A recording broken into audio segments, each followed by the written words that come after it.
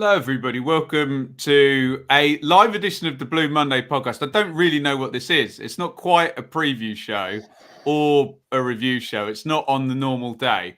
Bit of a weird schedule for us this week, but we're trying to keep up. And we are live, of course. So please do say hello if you're watching now and you're in the comments. You can see Joe is in particularly cantankerous form today. I'm looking forward to spending the next bit of time with him. Do say hello. Do get your questions in as we go as well. We're going to talk a little bit about the Pizza Cup. I'm sure we'll talk a lot about John McGreal and that news today. We'll talk a little bit about Barrow. And then whatever the hell you want to talk about in the chat. Evening to Charlie, Skip, Andres, Michael, James, Simon. Was that rude, Seb? I've said evening to them before I've said evening to you. No, absolutely not. No, it's the fan show, this one, isn't it? It's the one where they set the agenda and they're the ones that are important. Seb the politician. Listen to that answer. He's a man of the people, Joe. Joe will give you the straight answer now. No, I think the viewers are more important than the hosts, so we should just watch an empty screen for an hour. And Joe, what would you call this show? It's not really a review or a preview, is it? Surely you've got something pithy for me. Welcome to FPL Tractor as well. The pre-rematch. No, I've got nothing. The pre-amble. Just a point though for anybody who can guess why I'm wearing this shirt tonight. Oh, I think I can guess, and we'll probably get onto that in the next segment. Richard, disagree with Seb and Joe. There you go. He's very disagreeable, Richard, but he's in our good books today because he's interviewed Christian Walton, the Ipswich Town goalkeeper. So don't do it now. That would be very, very silly, wouldn't it? Because you're watching us right now. But do check out Richard's interview with Christian Walton. That's up on the channel and down the podcast feed. Let's have a little look at last night and the Pizza Cup. So, Seb, let me get this right. Second round. How many games were we from Wembley? This is the last 32, isn't it, I think? So it would have been 4, including last night, I think. I don't know, I lose track. But yeah, 4 games. Like he's 4 games from Wembley. And then the final, yeah. And it was still regionalised up until a certain point, wasn't it? No, it's not regionalised anymore. The regionalisation ends after the group stages. There we go. So we were hardly on the cusp then. I can't be disappointed. I wasn't driving up Wembley Way then, was I? Let's have a little look at what was going on. Hang on, I need to press share screen first. Organised as ever. My apologies. There we go. Can we all see that? Yes, we can. Here is your team, Joe. Last night, Hladky in goal, Penny, Burgess, Wolfenden, Vincent Young, Carroll and El Mazzuni, Edwards, Harper, Jackson and Piggock. Joe, how many of those players would you call first teamers, and what were your thoughts on the strategy and the sort of strength? Keep your comments coming in, guys. I'll put some of these up and give them across the Joe and Seb as we go. It was the 11 changes from Saturday, wasn't it? Which I think most people expected. I suppose you look through that team and you'd say Joe Piggock, Kyle Edwards, Matt Penny, Cameron Burgess, Kane Vincent Young are all players that if they started the next game, you wouldn't be massively surprised about it. If Tom Carroll was fit, probably the same. But you look at the team, it's a team plenty good enough to beat the team that they were up against. You see a young Arsenal team with, other than following Balogun up front, that no senior experience in there at all. Some promising players in there that you might have heard of, like Charlie Patino, but it's just a team. You've just got to beat them, don't you? Average age 19.3 years. Seb? Yeah, I mean, when I saw the lineup, I guess, we were all expecting a load of changes. But when I saw that, I thought, hang on, this team could, I think, quite comfortably certainly got to the at least the semis. And then I guess Cook has to make a decision if he's going to bring in some of the more experienced first team players. But when I saw it, I was pretty happy with the 11. And I thought, yeah, this is going to be not a piece of cake, because obviously it's Ipswich Town and this is the kind of stuff we do. But I was expecting a decent performance and a decent victory. And I thought this kind of lineup, this sort of experimental lineup, could go a few more rounds yet. So, Joe, you were there, weren't you? First half, all very delightful. Caden Jackson with 2 goals. Little bit of a lucky deflection, I think we can suggest on the first one. Second goal was very good, wasn't it? Great cross by Penny and a good finish across the near post by Jackson. Talk to me about the first half, Joe. Talk to me about Jackson, who we've talked about many times on the pod, seems to have the raw qualities that a viable League One striker would have in terms of the pace and the explosive nature, but seems miles off our first 11. Talk to me about the first half and those 2 goals. Yeah, the first 10 minutes were a bit sort of both sides just seemed to be feeling each other out without a huge amount going on, and then we just seemed to get on top. We managed to sort of press them quite successfully, force a number of errors, just sort of really push into them and get on top of the game. And we were rewarded with the 2 goals, both from Jackson. I thought, while there was a deflection on the first goal, I thought it was a really sharply taken goal. There was a loose pass. He just dived onto the ball and took a shot early, which the keeper, I was right behind the goal. So you see the keepers can't really see it around the defender. So it goes late and it sneaks in that near post on his side. And then he nearly dropped his olives, Seb. And then the second goal was really good on that side, where it was winning the ball up in a high area of the pitch. Tom Carroll quickly playing the ball into Matt Penny. Good ball in from Penny, and Jackson getting across his man and just hammering it past the keeper. Really good finish. And I thought Jackson was probably our best player by some distance in the first half. I thought him and Vincent Young were linking up quite well. They were fast, aggressive with their running, pacey, and did well. And I'd say 2-0 up at half time against a team of kids. What could possibly go wrong? You agree with Joe's assessment, Seb? Yeah, I mean, I didn't watch it. I was following it on Twitter and stuff, and it just sounded like it was quite a professional performance at that stage. You know, I guess you've got what you want. You've got the players who've come in and try and make a bit of an impact and try and get themselves in Cook's thinking. You know, Jackson goes out, gets a couple of goals. Penny gets an assist, which is great for his confidence.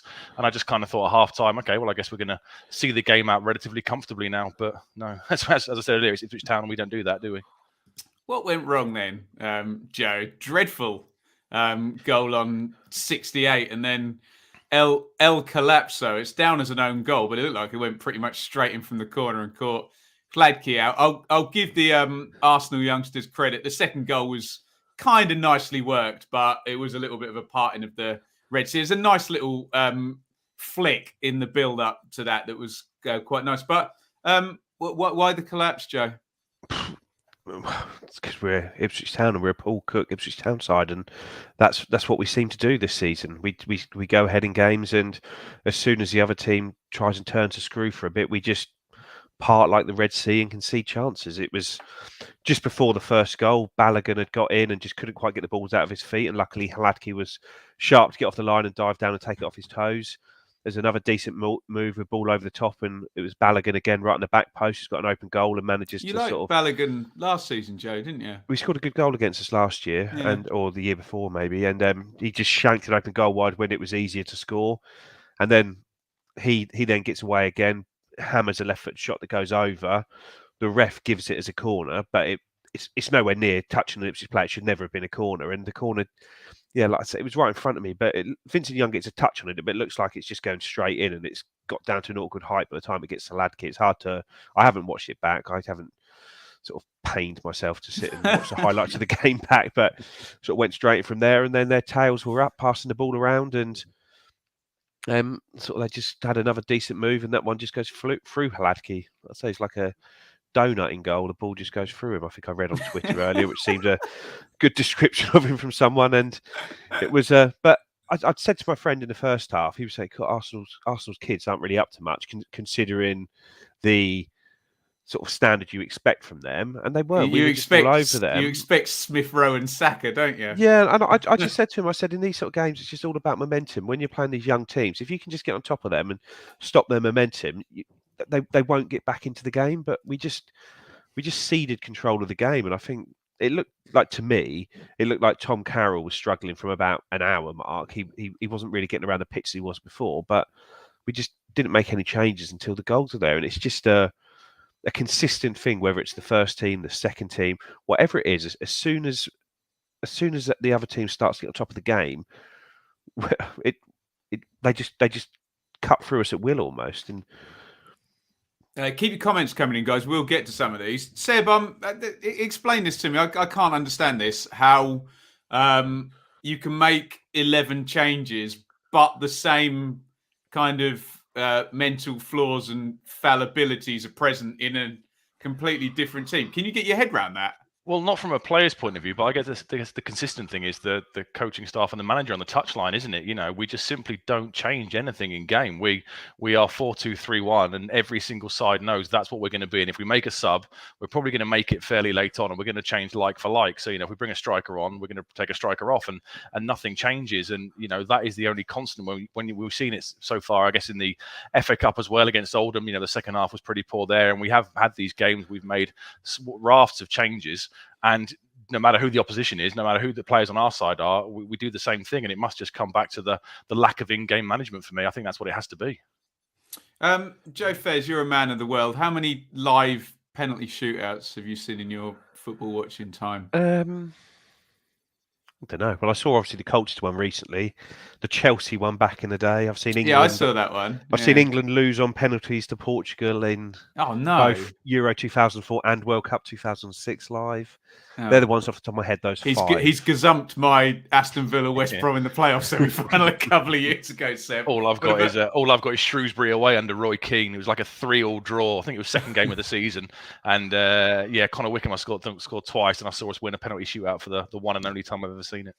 Do you like a penalty shootout, Seb? Yeah, kind of make me feel a bit sick if it's England, but yeah, obviously when you're not involved, it's fantastic, isn't it? Great being a neutral, yeah, it's brilliant. But when it's England, I kind of, up until I guess Colombia a couple of years ago, I was always resigned to the fact they would lose, and I'm kind of a bit like that with Ipswich as well. Shrewsbury aside, I've never seen us win one, so I kind of accept it almost before they're taken. So I'm kind of almost relaxed whilst watching it. But if you're a neutral, the penalty shootouts yesterday and the Colchester game were just.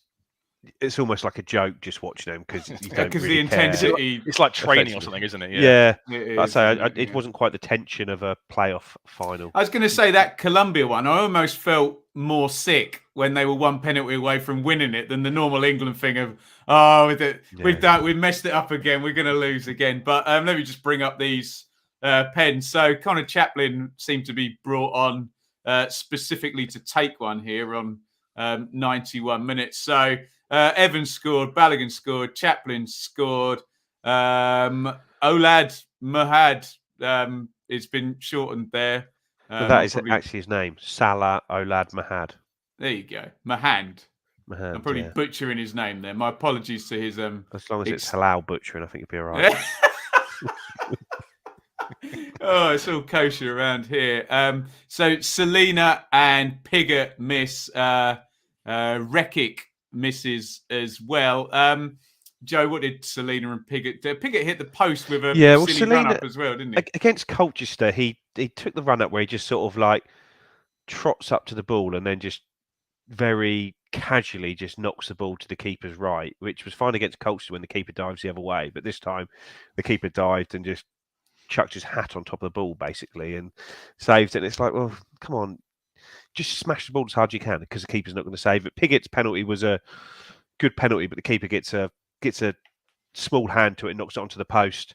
But the thing is, with Pigott, it comes back to him and he swings his left boot at it, and the keeper even palms that one over the bar. It really wasn't his night. That keeper made a great save in normal time as well. Yeah, made a brilliant save from Raheem Harper. Yeah. And wasn't Pigott unlucky? Didn't he have a goal ruled out for offside that was questionable? I couldn't tell if it was questionable or not because it was at the North Stand end and I was at the other end. But yeah, he had a header that he should have scored. He got up high, had sort of half a goal to aim at, and just nudged it just wide, and then had a decent chance of his left foot that the keeper palmed away, and then he had the disallowed goal. So he really came to life in that last 10 minutes. But it wasn't to hits. It went to penalties, and he still didn't score. But it's just such a shame for him because he's obviously a really good player, but he's just not having any luck at the moment, is he? Keep your comments coming. I promise I'll go to them in a minute. Seb, I mean, we're giggling. Joe's describing the penalties as a training session. Is it possible to go anywhere near football supporter outrage after this? Does anybody really care, or are there some actual issues that keep getting churned up in these games? Yeah, I mean, given how the season's going, I personally do care. I think it was a chance for us to win. We always hear that stat. Are we one of 7 or 8 sides that have never played at Wembley?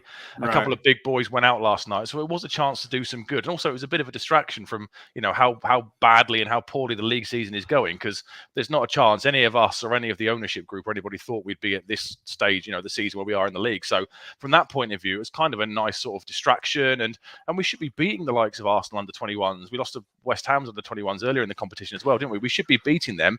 And then, suddenly you're 3 games from Wembley and you've got a bit of momentum behind you because you've won 2 games on the bounce at home. So for me, it's concerning because, as we've already said, no matter who changes, the players on the pitch change, the system doesn't change, and the same result seems to happen. We have this mental fragility, this lack of in-game management and changing, and it's a massive problem. What's your reaction to that, Joe? Yeah, no, I agree with Seb on the football side of things as well. But just as a sort of club stature thing for me, I think it's an embarrassment really losing a serious game to Arsenal under-21s. It wasn't, I'd say, maybe it's a bit different, but like all my mum's family are like North London Gooners, home and away fans. And it wasn't that long ago that they used to come down here for league games and we'd sort of give them a decent game and go up there, and now we're so far behind them. It felt like a chasm behind them when we played them in the League Cup semi-final in 2009. But obviously we won a game, went there and sort of put a good account of ourselves on. Now we've got a team of professionals out there, a team of highly paid, highly sought after players, and we're losing at home to Arsenal under-21s. I thought it was embarrassing when we lost to West Ham under-21s earlier this season. I thought it was embarrassing when we lost to Arsenal under-21s last year. We should not be losing games to youth teams or Premier League sides, and it's just something. And I think I'd sort of see on Twitter or TWTD like, oh, it's only a Pete's Cup, it doesn't matter.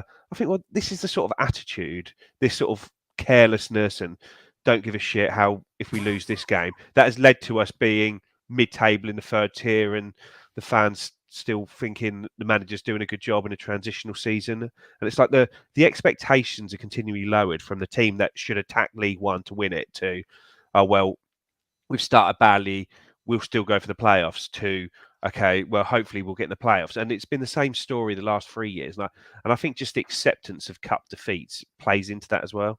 It's just, I don't know, like the FA Cup, like, we put a decent team out and we didn't win, but like I say, you go to Oldham and like, you've just got to beat them. And we've got Barrow on Saturday that we're going to talk about. You've just got to beat these teams and actually try and get some good feeling in the club.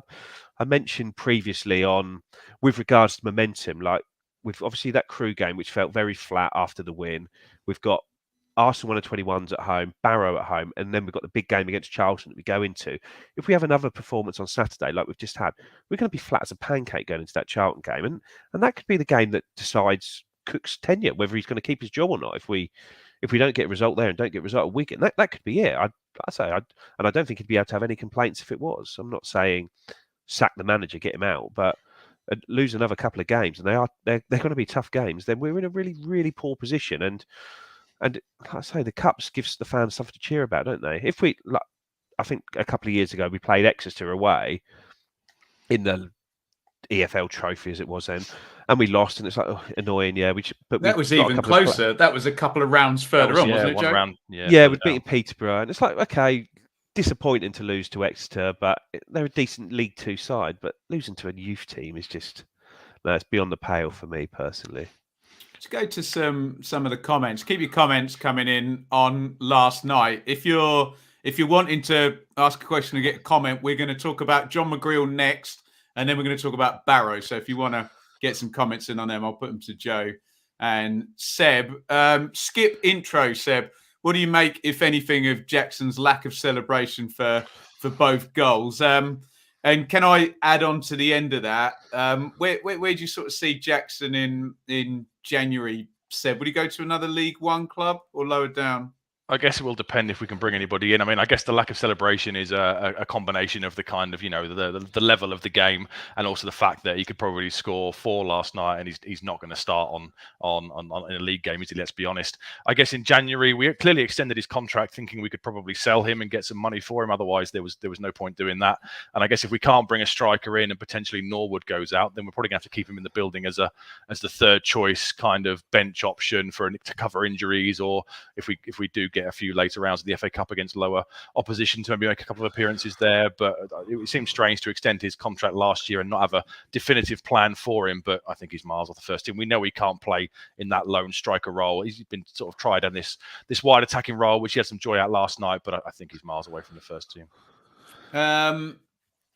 This one's FPL Tractor Joe. Is last night on the manager or the players? I know what DD would say, so you can't say a bit of both. Can I just parlay 2 comments in before you answer that, Joe? Simon If yesterday was a one-off, then I would argue it's the players. He's kind of responding to FPL's comment there. But it's been a theme for parts of this season, which I think you've already kind of said, Joe. John, fundamentally, the club seems to have such a brittle mentality from top to bottom. Players struggle to handle adversity when we're put under some pressure. I don't want you to go into repeating stuff, Joe, but just to take the question in its literal sense, manager or players, and you can say a bit of both if you want. Well, it's a difficult one, isn't it? Because the players come into the team, and you hope that they're going to grab their opportunity with both hands to try and get a start in the league game. And I don't think you can honestly say anyone did that. Maybe other than Caden Jackson, who's probably so far away that it doesn't really matter. I thought Idris El Mazouni was probably the only player, and I know Craig had said this as well in our chat, that actually looked like he was out there putting himself about and didn't just wilt physically and mentally in the game. He plays the same way in every game he plays. Yeah, Joe. If he probably plays like that in training, doesn't he? But you talk about individual, like again, Cook's, like Brenner's really. I listened to the Suffolk on the way home, and Brenner's question I felt was really soft on him. Like, what can you do when all these individuals keep making mistakes? There's surely nothing you can do about this as the manager. And he was, and I haven't got the exact wording, but he's basically saying, yeah, we can't stop individual mistakes until we get different individuals or get them knocked out of individual mistakes. What are we talking about? The own goal or the penalties? Potentially. Maybe Clacky as well for the couple that he can see. Maybe that, but Cook, like I said, I don't know if the comments were on TWT, but he basically said, like, we're not going to change the individual errors until we change the individuals. And it's a bit like, how many more players can you chuck under the bus since you've been here before? Maybe you have to take a look at yourself in the mirror, because when the same things are happening the same times, we are what our record is, and it is not very good. And it's weak limp cup exits again as well. Newport earlier in the season. Again, we sort of scraped through this group, even though we lost to West Ham and drew at home to Colchester, and it's now another disappointing defeat. With, like I say, we hear all this talk that we've got the strongest squad in the league, and I don't think many people would disagree with that. If it's not the strongest squad, it's certainly in the top 2 or 3. But yeah, every time we make substitutions in game, they seem to make us worse as a team. We don't improve when we bring on quality players from the bench. We play our second team, and it's a second team that a lot of players in that most teams in this division would kill for. A lot of those players, sort of Joe Pigott in that team, and Kane Vincent-Young, and Idris El Mazouni, and Tom Carroll, and Connor Chaplin, and Kyle Edwards. And you think this is a second team, and they're all top players at this level. And it's like, at what point is it? I don't know. Obviously, the manager is the person that gets the stick initially, but I say we've got to be better, and he's got to make us better. And if the players are making individual errors, well, ultimately that reflects badly on him. And we can't just allow him another window just to bin off another 10 of his signings and bring another 10 in. It's like, no, you've got the best squad, make it work. This is a problematic comment, Seb. I love Joe. He gets it. I don't, Simon. Your last comment was really good. I don't endorse that one. Up the cobalt, massive. Don't endorse that one at all. Pigott's goals miles offside. A few guys keep saying, Charlie, pack out PR could be brutal. The only thing I'd say to that is, do you remember the one against West Brom where there was loads of tickets sold, and it was very good natured, let's just say, wasn't it? It was very, well, we're going to get behind the team for this duration, the duration of this game, Seb. But that was at the start of Lambert's reign, really, wasn't it? It was a Friday night game, if I remember rightly, about a month or so after he'd been appointed. Yeah, we had to cancel our bloody Blue Monday live show because of Sky moving it, didn't we? There was still goodwill towards him at this point. You know, you're seeing it more and more on Twitter and on TWTD. The tide against Cook is starting to turn. And if we lose to Charlton and Wigan, which, you know, we could conceivably lose those 2 games on the bounce in quick succession, and then if we don't get a good result against Sunderland and over the Christmas period, then you might get to the first week of January and the season could almost be over because we'll be so far behind the promotion places with so much traffic in front of us. It's going to be a hell of a run to try and get back in there. So it could well backfire. You know, he hasn't got the same credit in the bank that I think Lambert potentially had when he first came in. I think the supporters' expectations and certainly mine are starting to wear thin with it because we know what we're going to see. You know, we know that if we go 2-0 up in a game and we concede one, we're all going to think to ourselves, we know what's about to happen because we've got so much evidence for this year. There's something ridiculous like if we hold on to leads, aren't we second in the league or something crazy? You know, we've thrown so many points away from winning positions that the crowd will start to get edgy, and we all know what will happen.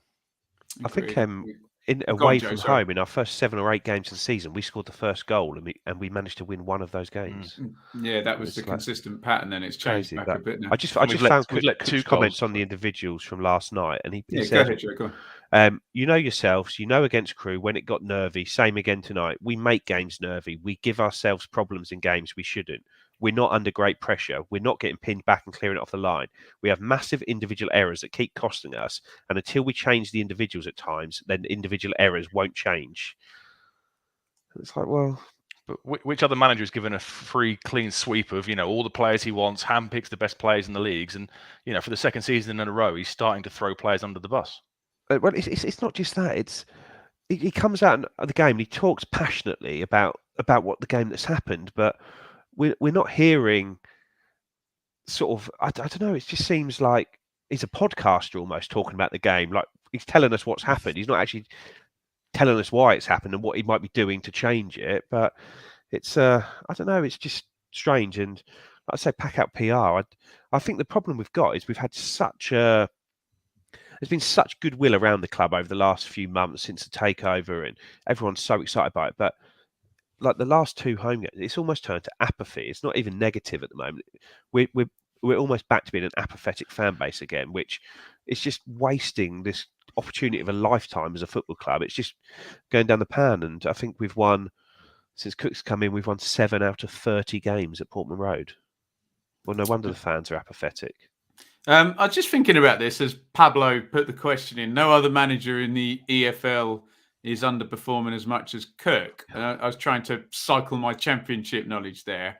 I don't necessarily agree, Pearson, at Bristol City. I was going to be fair to the questioner, Pablo, the ones that have actually been fired. The biggest ones are McCarthy at Cardiff and Jukanovic at Sheffield United. I would have had down in the championship. I can't speak necessarily to League One or League Two, etc.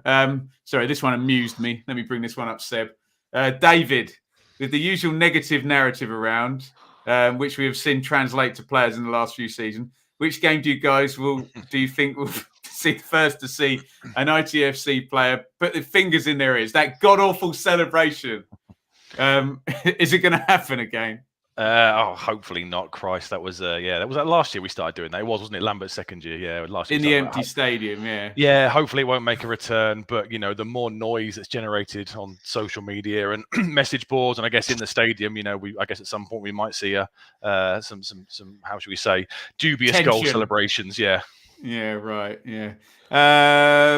What else? Should we talk about John McGreal? Thank you for all your questions. Keep them coming in. So we've had the return of John McGreal, Joe. That's why you're wearing the shirt, isn't it? That's because he scored a goal. His first goal for Ipswich Town wearing the shirt against Everton.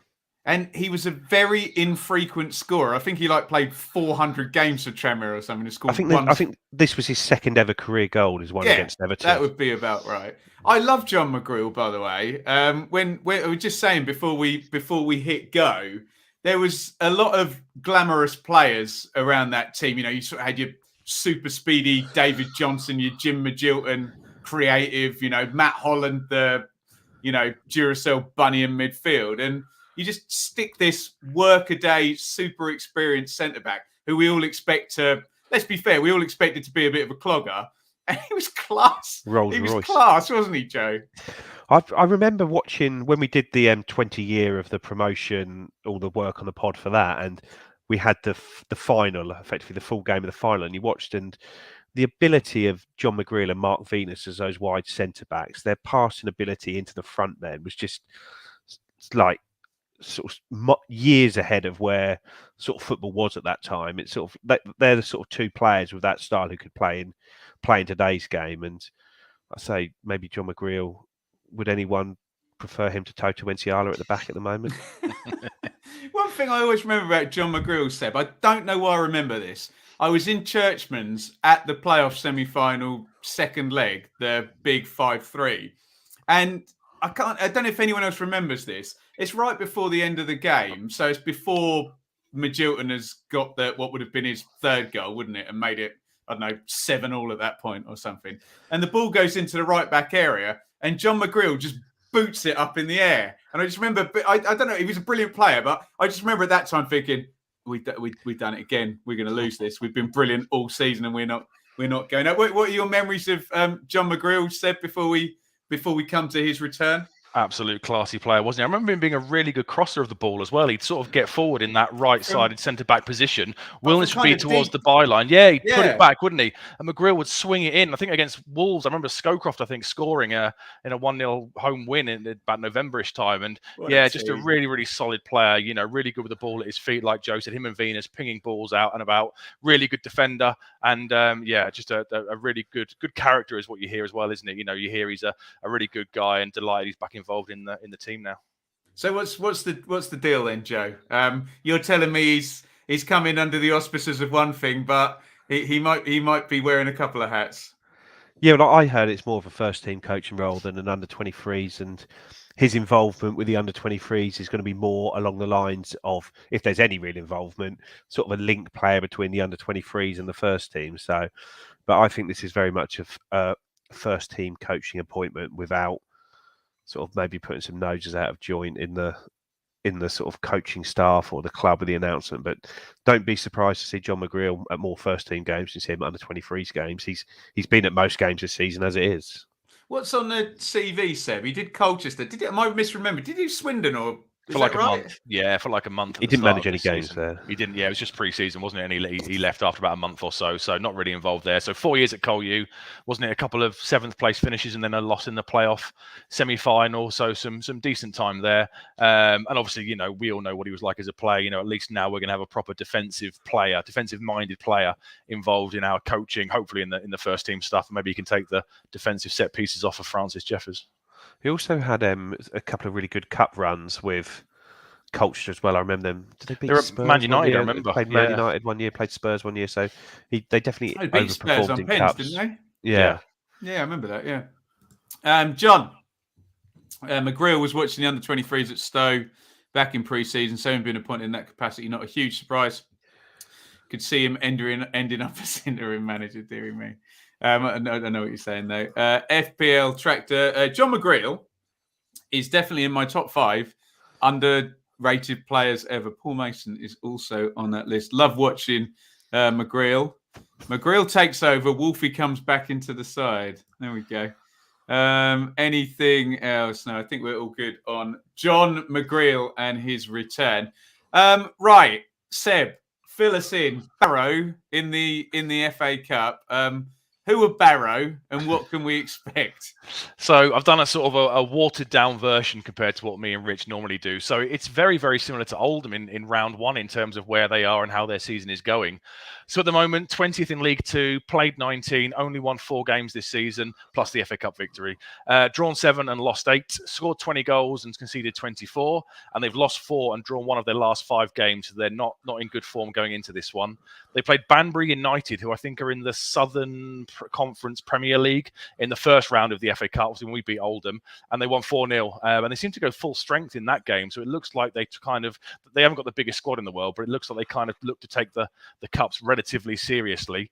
Last season, finished 21st in League 2 on 50 points, 5 points eventually clear of relegation. So at this stage of the season, they're round about where you would expect them to be based on sort of last year and stuff. Dropped out of the Football League in 2009 and actually got relegated again down to the National League North in 2013 and spent 2 seasons down there before they started to make their way back up. They won the conference in the COVID curtailed 2019-20 season before finishing 5 points clear of relegation last year. Manager's a guy called Mark Cooper, who's only been there since May this year. Not a great record. Played 24, won 6, drawn 7, lost 11, and he's averaging 1.04 points per game. So he's not doing great this season, but they are kind of where they are. This is based on their history. This is kind of where you sort of expect them to be at this stage of the season.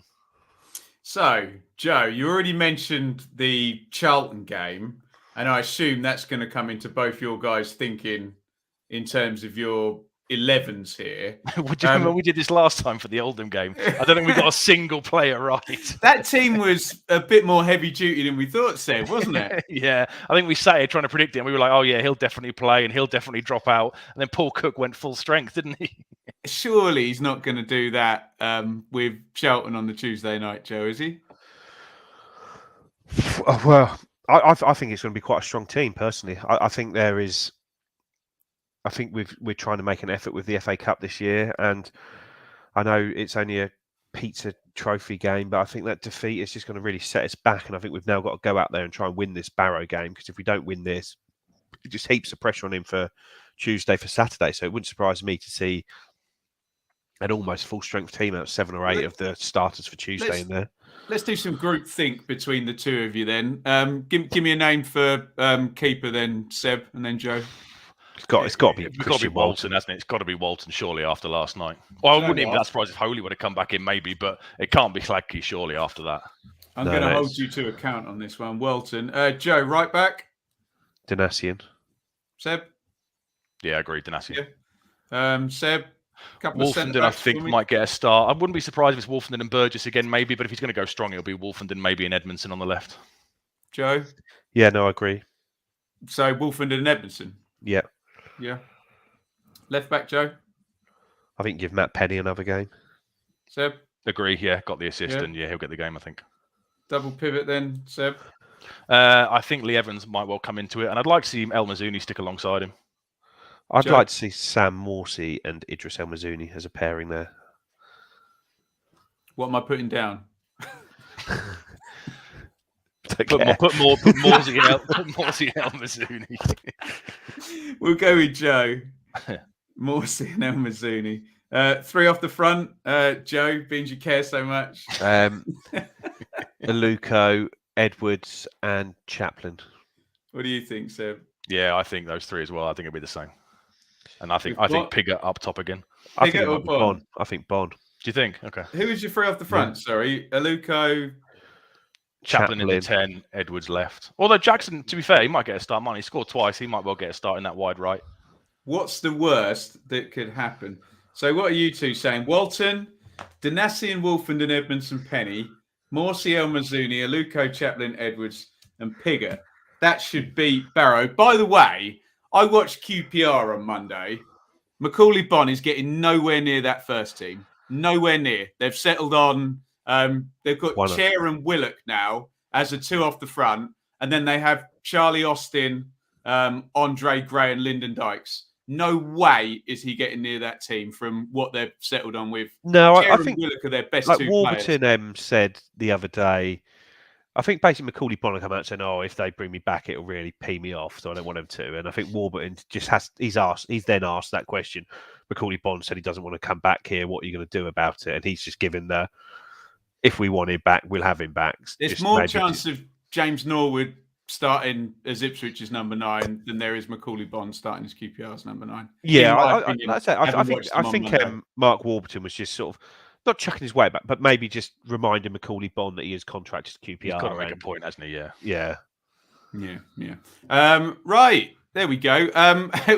What's going to happen then in the Barrow game, Seb? Are you going for some kind of 2-2 draw here?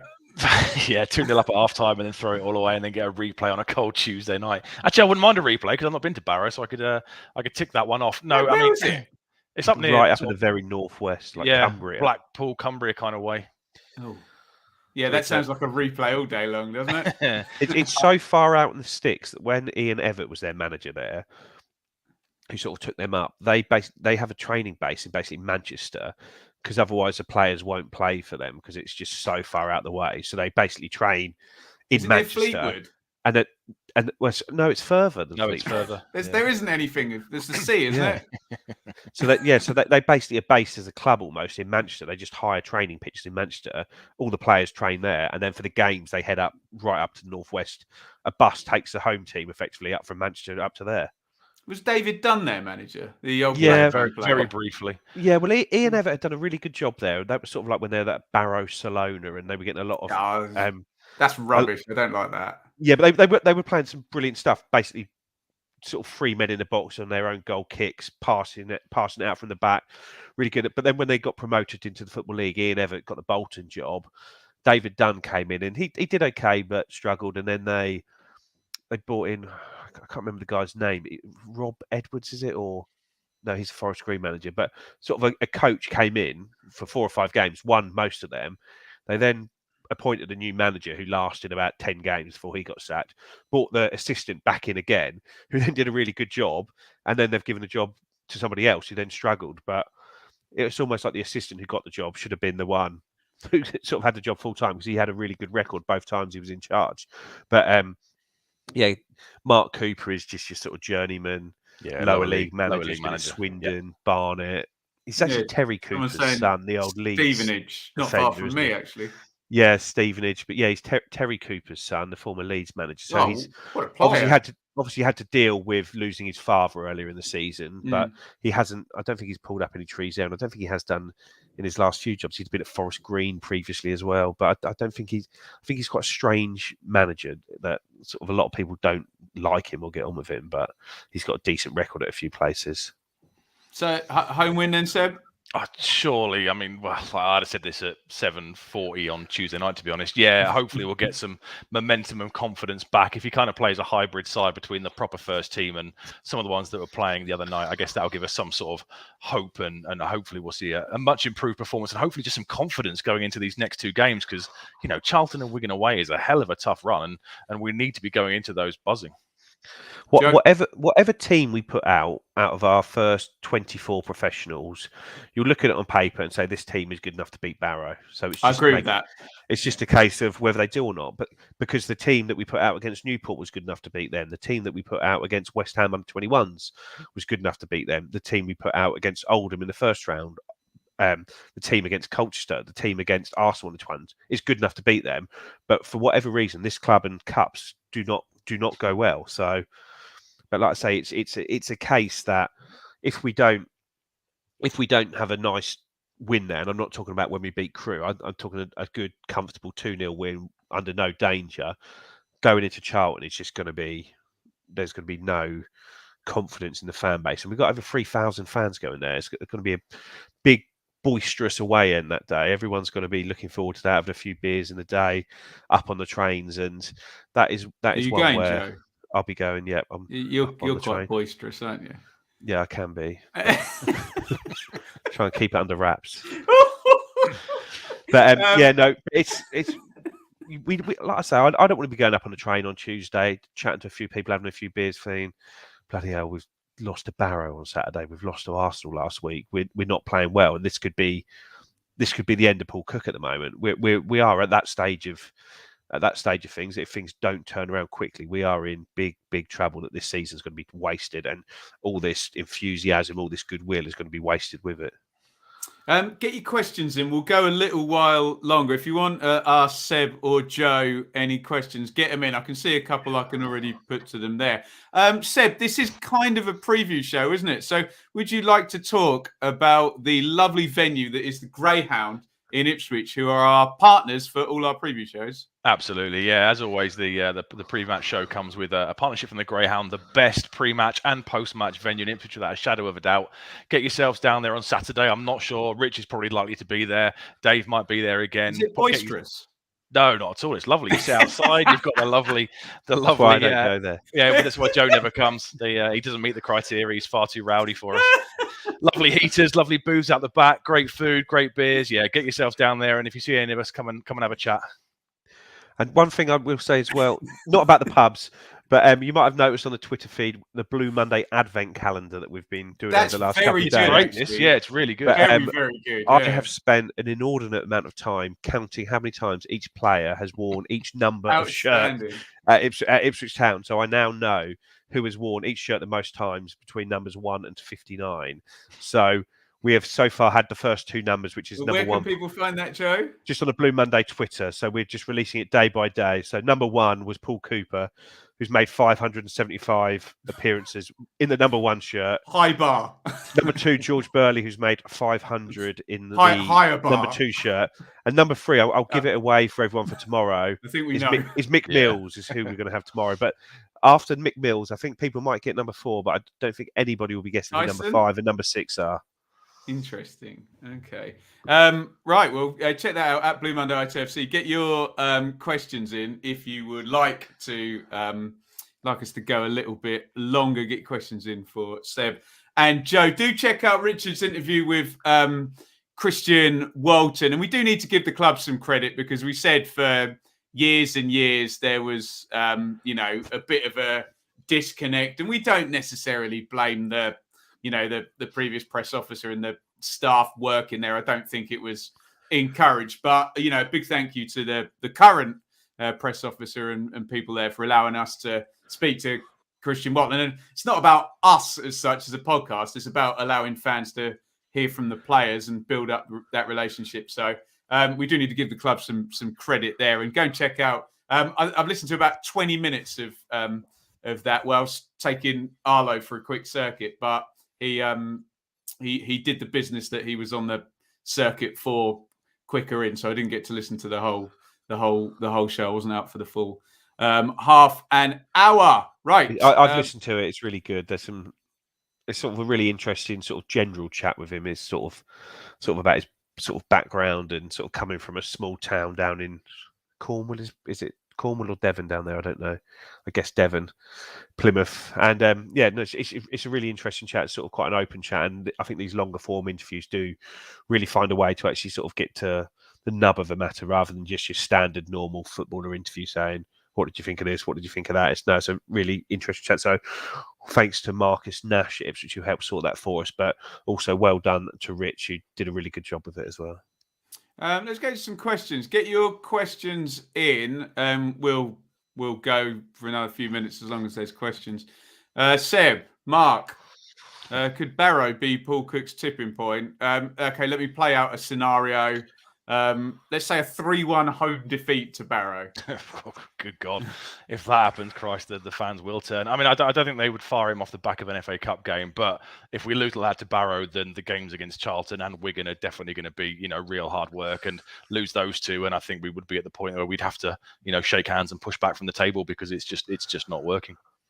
Keep your questions coming in, guys. While the questions come, we will keep going. Joe, Andrew asked, did anyone who played in the Arsenal match, they have to be wearing blue though, I'll add that, impress, deserve a start? I think Caden Jackson's probably the most impressive, but he's not going to start ahead of Sonny Aluko or Wes Burns, and he's been playing on that right-hand side. But no, I thought Emidris Elmazuni was probably our best player in the midfield there. I think he showed the most, and he played the sort of deeper, more aggressive role. But I think him and Sam Morsey might form a good partnership. I'd really like, whether it be luck, judgment, injury, suspension, I'd really like to see those two get a game together, because I've got a feeling that if they did, that it might improve us and they'd sort of be hard players to get the shirt off. If you could think of a word beginning with B to describe a Morsey Elmazuni kind of double pivot, Joe, what might that be? Badass. It was an open goal for boisterous, for goodness sake. There we go. Right, what else are we saying? Joe better take this as well. Is one of 5 or 6 Billy Baxter? I'm not going to give anything else away other than to say no, it's not. Oh, there you go. Kind of are giving it away there. David Button, isn't he the West Brom reserve goalkeeper? He used to play for Brentford. David, thanks for watching our podcast. Seb, is it wrong to put this year down as a transition year? Kind of resigned myself to this. Yeah, it is. You don't sign players of the quality of Bert Anselina on loan and Christian Walton on loan for a transition year. There's no way this was in the thinking of game changer at the start of the year. He's been given the best squad, the free pick of most of the best players in this league and some very good players from the league above. The simple answer has to be promotion. That's what everyone would have expected. I know in public and in the forums they've said slightly different. It might take longer, etc. But I don't think you give this level of investment and this level of free reign over signings without expecting a return on it. And that return for me is promotion. The squad we've got is ridiculous, and we should be doing a hell of a lot better than we are. And I guess it's if you finish 6th in the playoffs, finish 3rd in the playoffs and lose unluckily to the team in 6th, and you think, okay, well, we gave it a good go, etc. But at this point, we're probably playing for 6th. That's our target now for the rest of the season. And, if we scrape in, have we got any confidence to do anything against one of the big boys? I don't think so. So, no, I don't think it can be a transitional season. It's a massively underperforming one for me. Joe, Mario Tarico. It's a good question, actually. If you could get our money back on any of the players brought in during the close season, who would you say? That classic holiday question, isn't it? When you're stressed out 3 days before you go on holiday, if you could have your money back and not go, would you? would you do it? Who are you thinking? Well, I've just started the engine to take Václav Hladky back up to Salford for there. But no, it's a shame because he came to us with such a good reputation and was the best keeper outside the Championship last year. So much you wouldn't find a fan of any club in League Two who would talk badly about him, and he's just been an absolute disaster, really, isn't it? It's really sad to see, but he just looks totally shot confidence wise, just looks to be shrinking every game almost that he plays. So yeah, him I take back. And I know he's not a player that's done awfully. I don't think he's been a poor, but Scott Fraser for me, it just doesn't fit into this sort of 4-2-3-1 that Paul Cook wants to play. He doesn't fit anywhere into that for me. He doesn't fit as a left winger, and I know he played okay as in the two, but for me, he's not mobile enough to get around there, and he's not good enough defensively or mobile enough to get around there. And it just seems that he needs to be playing in a 4-3-3 where he's one of sort of two central midfielders that pushes on. So it seems like we spent a lot of money on a player that we haven't really got a use for. And you could almost say the same about Raheem Harper as well. I was going to say Harper, yeah. I'm not sure where he fits in now because he's clearly not part of the double pivot anymore, is he? And he's got a lot of traffic in the number 10 role. So, yeah. But if we were to change the manager in the next couple of weeks, both those players could come into the team and be really good players. So I wouldn't. At Villa and Steven Gerrard, where they've gone straight to a different system, and all of a sudden, some players that maybe weren't fitting in can now fit in. Kind of, guys, keep your questions coming in. I reckon we've got another 8 minutes of questions, and we can go the hour. Seb. Who do you think will have the ultimate say on Paul Cook's future? Game changer, Three Lions, or Ashton? Well, Ashton is quite patient, isn't he? But Cook isn't his man, so I guess the pressure will come from him. But game changer aren't going to be messing around. Some of the quotes on Twitter before the start of the season. What was it? We will have no mercy on League One and stuff. These guys were really, really set up to go big this year, and he's simply not delivering. So I think pressure will start to come from the money men pretty soon, I would think. Go big or go home. Joe, if you could scrap 4-2-3-1 for good, what formation do you guys think would best suit us with the players we have currently? You just mentioned, and I know, Joe, you're quite balanced with this. A lot of people get very het up with team shapes, and you've pointed out very well before, there's not a hell of a lot of difference. Maybe one player moving back 10 yards between I know the functionality of the player, a 4-3-3 and a 4-2-3-1 or whatever you want to 4-1-4-1. What's your thoughts on that? I think, to be honest, there's a definite element when you see a lot. The fashion, football's always very fashionable. One team does something, everyone follows, and it seems a lot of teams, and sort of from the top level down through this, have gone from sort of the 4 at the back to 3 at the back with the sort of the wide back 3. And I think you look at the squad we've got, and so I think George Edmondson could comfortably play that role. Cameron Burgess has played on the left a lot of a 3 for Accrington. Luke Wolfenden could play on the right. Janoy Donashian could play on the right of a back 3. I think that probably suits him more. Wing backs, Kane Vincent-Young, Wes Burns on the right, Hayden Coulson on the left maybe. We might be a little bit short at left wing back, but I think that just would probably make us a little bit more solid and allow us to either get a second striker onto the pitch in Joe Pigott, or allow us to play 2 in those attacking roles like Burr Sansalina and Connor Chaplin together without them being in each other's way. So I'd quite like to see a sort of a 3 at the back formation. I think we've got the players for it. But then we have got the players for 4-2-3-1. We've got the players for everything, and there's whatever system, there's going to be several players on the bench that are going to be missing out, aren't they? It would be interesting, wouldn't it, if a brand new manager comes in and looks at the squad? It would be interesting to see what they think would be best suited. That'd be quite an interesting thing to see, I think. Yeah, it goes back to that question, Seb, doesn't it? And I've never known what the answer is. Is it you go with your players over the philosophy, or like Antonio Conte, where you know what the shape's going to be, or you go with there's arguments for both, isn't there, as both being good things. So we'll stay with you, Seb. Is McGreal Ashton's hire or Cook's? Haven't seen Cook's waxing lyrical about his big mate signing. Makes you wonder. It's a good kind of sort of speculatory question, isn't it? Yeah, I guess. Well, he's very good mates with Cook apparently, and obviously he's Scouse, so he's part of the Scouse mafia. So Cook must have had an input on him coming in. But I just wonder if Ashton, for the last few weeks or months, maybe has been hinting at this, bringing somebody in, somebody more defensively minded and someone with a bit of experience to help out, given the relative inexperience of the coaching team. Joe Fairs, you're always good on these youth team questions here. Terry, are you worried that youths are going to suffer?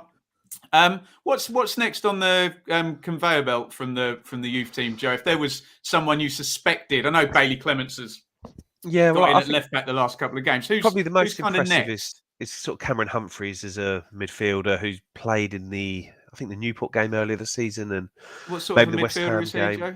Like lovely left foot, but sort of deep line playmaker, but sort of able to get up and down the pitch as well. But you've got him, sort of Albie Arman, and obviously Elkin Baggett. But then probably ahead of these, you're looking at Tyree Simpson, who's out on loan at Swindon and doing really well in League Two there, and also Corey Ndaba at Salford. But it does seem that, and just saw a comment there from David W about Tawanda Chirera, whose name I can never ever say. So apologies for that. But he's scoring almost a goal a game for the under-23s. He's still an under-18. He's a number 10.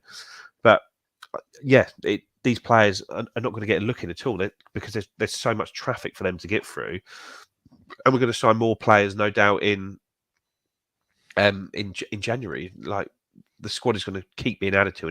That the only way you're going to get through at the moment, I think, is to go and have a loan spell like Tyree Simpson is having, do really well there, come back in pre-season and have a chance that way. But Idris El-Mazuni's broken through, but they're not the young players. They're sort of like 21 now, aren't they? Where there's a lot of players that are 18 that have got a lot of bodies between them and the squad. So there's a lot of players who are 25 who've got a lot of bodies between them and the first team. But like I say, even someone like Albie Arman or even someone like Elkin Baggett, for example, who played a couple of times for the first team last year. He's behind Albie Arman in the queue. He's behind Corey Ndaba. So just left-footed centre-backs, he's third in the queue, and he's one of our most promising young players, and he's third in the quew of young, promising left-footed centre-backs. But before you even get to the first team.